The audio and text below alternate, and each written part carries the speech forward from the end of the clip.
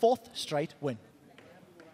Thank you very much, gents. Yeah, I'd like to echo what Crepo said, a marked improvement going on there for Gambit, but we do need to dial in on that top lane matchup first, because you are the Rise Master, as we've seen here at the top of the show. And then you said there were whispers of the Cho'Gath maybe playing versus the Rise. What did you make of the matchup in the end on the Rise? So it's one of those things that, as I said earlier, I was jumping between games, and you know, a lot of the top laners in Europe have been playing it, and you see different matchups that kind of do better, perhaps. And I know that when you look at a player like Huni, he was saying he's played 30 games on Rise. You don't play 30 games without learning a champion's weaknesses as well. And certainly the Cho'Gath is a difficult matchup, but it essentially just makes it tough for Rise to actually output damage in the late game when Cho'Gath is around. And that is one of the key things that Fnatic and Gambit actually worked around really well this game. Yeah, and also not only knowing that you can do better in the late game, but also Reignover, we saw repeatedly going for that ganks until they got that Rise and got it killed. So you don't take any risks because you don't want to get him going no matter what.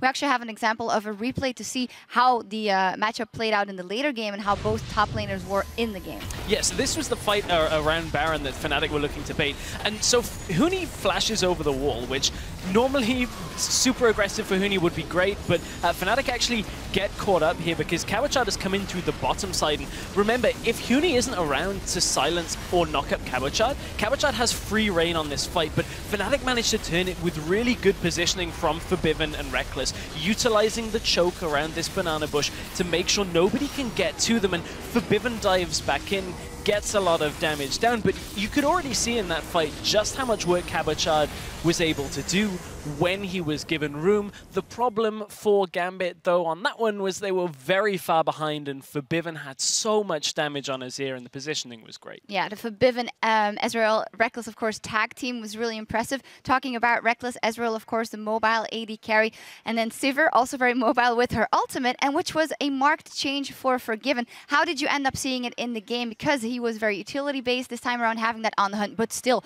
racking up that CS. Yeah, Forgiven played Sivir. I think that's the first like big kind of earth-shaking moment. I mean, I think QuickShot and Crepo tied into it very well. And the fact that, you know, all the way through Spring Split, everyone was playing Sivir. But Forgiven looked fairly comfortable on Sivir. As you said, got a lot of farm. Gambit, I feel, actually played around it a lot better as well. When it came to looking to take dragons early on, we saw Gambit have a strong dragon lead and putting Forgiven over in a side lane to push down a turret at the same time. So Gambit actually looked a lot better when it came to playing around Forgiven than they have done in any of the previous games. Definitely agree. This was actually the longest game in the EU LCS summer so far, in 43 minutes and 43 seconds. And I think that's a testament to Gambit as well. We have seen that Fnatic last week also had the longest games on average here in EU, and Gambit pushed them a little further even. And there's a couple of things. You mentioned the Forgiven, the playing around it, the Alistar by Eddie coming out, Gosu Pepper coming out, excuse me, was quite impressive as well. And at the center of that, someone that we've been talking about a lot, Diamond, going for that Gragas, counter-jungling early, having some really nice moves to take Reckless down, I think it was in the beginning of the game as well. So it definitely feels that the normal draft it's working for them if they keep to the basics. It certainly seems to be. And, you know, there was a lot of partnership in that game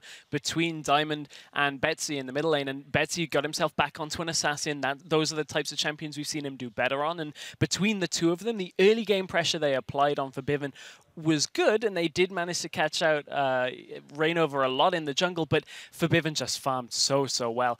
Overall, I would say it's a marked improvement from Gambit, and Fnatic, yes, they were a little bit slower, but they look comfortable for most of the game as it was. Yeah, one could argue for Fnatic, it's a nice practice to having games that they have to fight for harder and fighting their way back and pushing away that 5th dragon. All learning curves for both of them.